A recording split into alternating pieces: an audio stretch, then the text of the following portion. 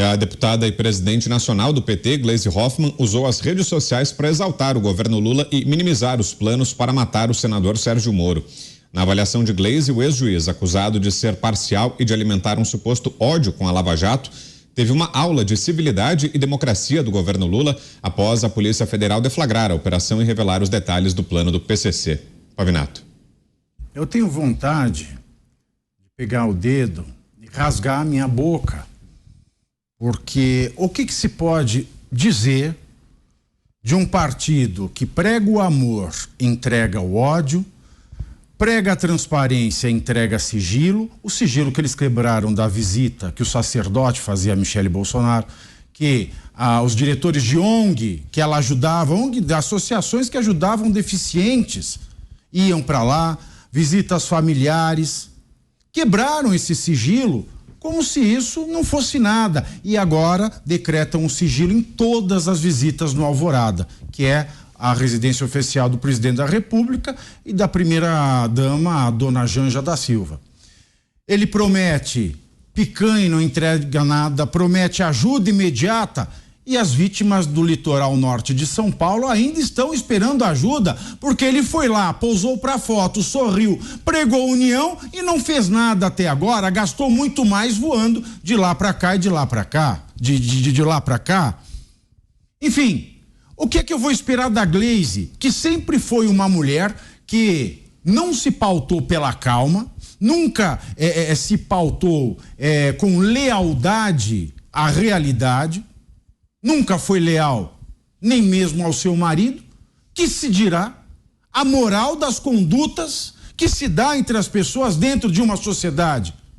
Como é que se pode minimizar? Não se pode minimizar nenhum ataque, nenhuma ameaça de morte, não se pode minimizar nenhuma ação do crime organizado, ainda mais do primeiro comando da capital, que é uma das maiores facções criminosas do mundo, associada numa espécie de joint venture com um dos ramos mais perigosos da máfia da Itália, que distribuem a droga para toda a Europa. Não se pode minimizar, nem quando o PCC coloca como alvo o seu pior inimigo. Não é porque você gosta de alguém que você aplaude o crime organizado.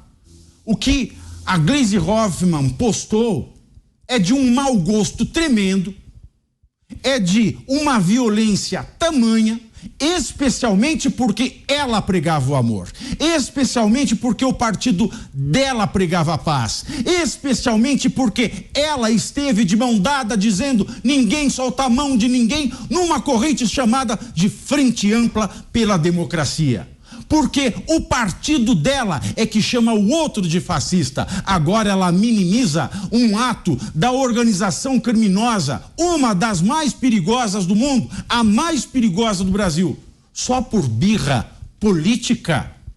Os pleitos da Lava Jato não foram todos vencidos por Luiz Inácio Lula da Silva nos tribunais? Pois bem, venceram de maneira institucional. Fosse ele um democrata, se daria por satisfeito. Como não é, ele tripudia. Você, Mota, o que dizer desse comentário da presidente do PT? Eu acho que o ponto mais importante aqui, Brown, é chamar atenção para um aspecto de tudo isso que a gente está falando que não pode passar despercebido, que é a relação entre determinados pontos da ideologia de esquerda e a crise de criminalidade que o Brasil vive. É sobre isso que eu falo, entre outras coisas, no meu livro A Construção da Maldade. Nós ouvimos com uma frequência assustadora declarações de políticos, inclusive de autoridades, que servem como justificativa ideológica e moral para o criminoso brasileiro. O criminoso brasileiro, quando liga a TV ou assiste, ou vê o que acontece nas redes sociais, ele todo dia vê a sua atividade criminosa sendo justificada, explicada por pessoas que deveriam ser as primeiras a condenar essa atividade. Nós ouvimos nos últimos meses que o bandido só é bandido porque ele não tinha o tênis que ele queria quando era criança. Isso está gravado para toda a eternidade. Nós ouvimos também que o assalto é justificado. Existe lógica no assalto e essa lógica vem da opressão capitalista, que faz com que o bandido deseje uma coisa que ele não pode ter.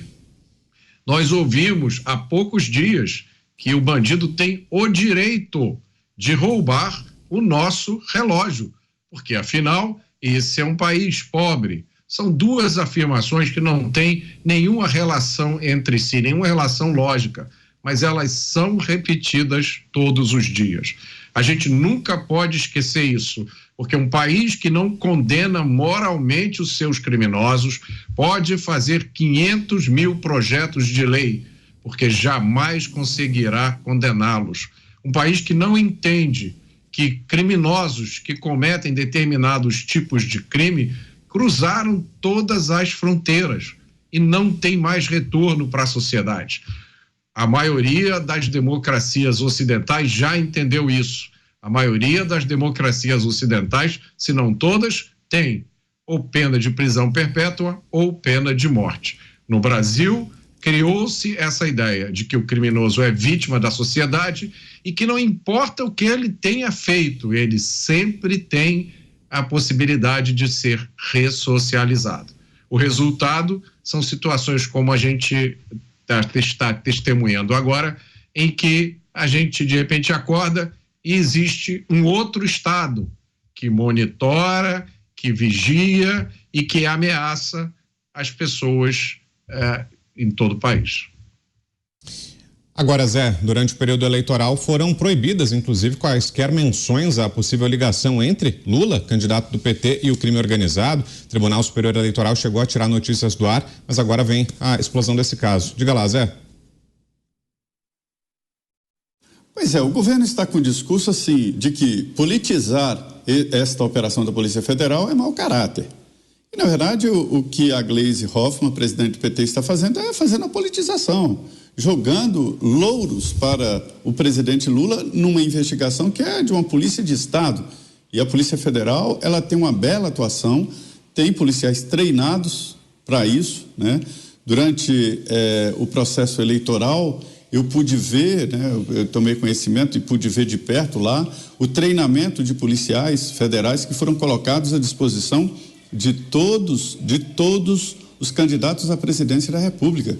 Pessoas especializadas, com treinamento e tal, e que agora, certamente, também uma informação nova, haverá a criação de departamentos específicos para policiais federais investigarem quem está tramando contra as autoridades. Agora, pasmem, senhores, como a bandidagem é. A empresa Odebrecht tinha um departamento estruturado de corrupção e o crime organizado tem também um departamento próprio de pessoas que fazem esse tipo de trabalho, de ameaçar autoridades, de acompanhar autoridades, para se ter uma ideia de como é esta organização criminosa. A publicação da presidente do PT acaba politizando uma investigação da Polícia Federal que está de parabéns, séria, e que não é de agora, vem realmente lá de trás e desce a detalhes. Com a autorização da Justiça, grampeou telefones, isso, acompanhou, tem provas de todo o processo e chegou a outros crimes que não só essas ameaças. Crime de extorsão e assim por diante. Imagine uma autoridade, seja ele governador, prefeito de uma grande cidade ou presidente da República, chantageado. Isto é uma ameaça à coletividade. Daí a importância que se dá a esse tipo de investigação. Não dá para politizar mesmo, mas quem politiza é quem diz que foi Lula que foi investigar isso. Não foi? Fala, Dantas. Olha, bom, o que eu posso dizer? Nós precisamos falar sobre o PCC. Não adianta a esquerda rejeitar especulações, associações, ilações, elas podem ou não ser feitas, dependendo, né, de quem está fazendo e dependendo daqueles que são citados. Mas o fato é que o PCC, ele está presente no meio político, ele já se apropriou desse meio político em diferentes níveis e muitas vezes as coisas elas se cruzam, se esbarram de uma maneira, sabe, assustadora. suspeitíssima, que é preciso de investigação. Meses atrás, nós tivemos uma operação lá em São Paulo de busca e apreensão contra um vereador do PT, que inclusive, na ocasião, ele era o presidente, ele era o líder do PT lá na Câmara de Vereadores de São Paulo, o Senival Moura, e ele entrou numa investigação por suspeita de integrar o esquema de lavagem de dinheiro do PCC com o transporte público, com esse sistema de vans. Nós também tivemos uma outra operação que pegou um contador também suspeito de fazer operações para o PCC, e esse contador, coincidentemente, é contador do Lula, do filho, da família. É alguém, inclusive, que já foi até citado e ouvido na Lava Jato, quando as investigações eram feitas lá em relação até um apartamento conjugado ao apartamento que o Lula vivia em São Bernardo do Campo, e que havia suspeita de que aquele apartamento era dele, porque ele pagava um aluguel, mas não se descobriu o pagamento, e aí só surgiram recibos, havia suspeita de que esses recibos eram falsos, e aí surgiu o nome do contador. Esse contador teve bens bloqueados, teve mais de 16 milhões de reais bloqueados por suspeita de envolvimento com o PCC. E aqui eu não estou fazendo ilação de que, então o contador do Lula é o contador, não, do PCC, não.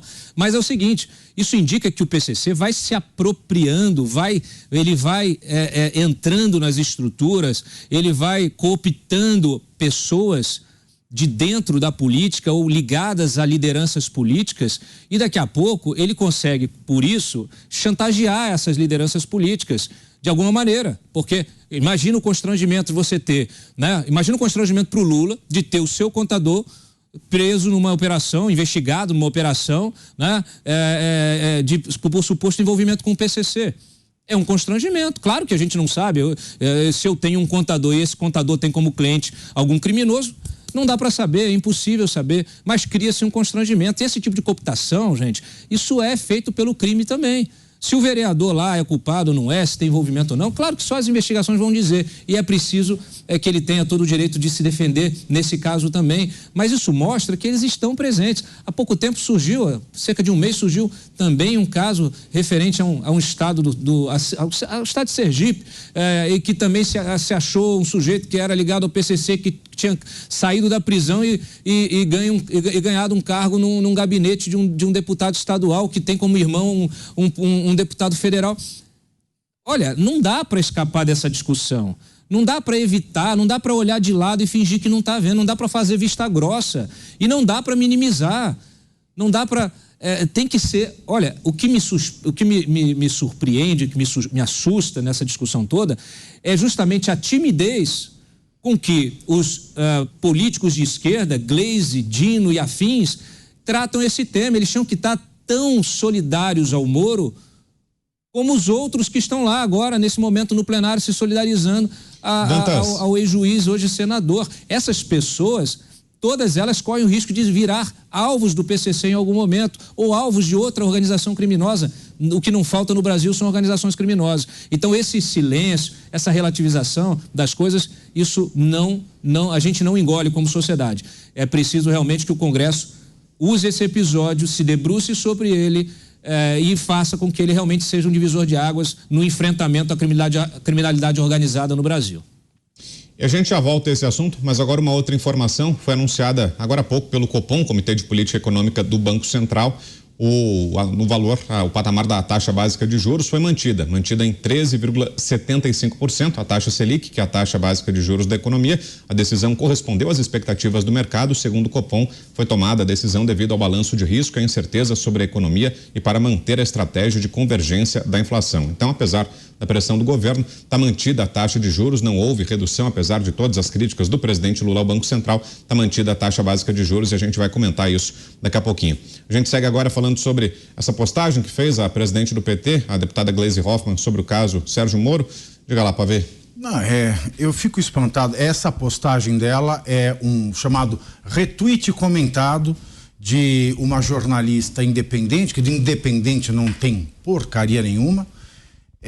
Ela diz o seguinte, que foi esse post aí de baixo, né? Hoje o governo Lula desbaratou uma quadrilha que tinha como alvo o Sérgio Moro, ou seja, protegeu o seu maior inimigo. Agora, a Polícia Federal, ela foi privatizada pelo governo? Esta é a pergunta.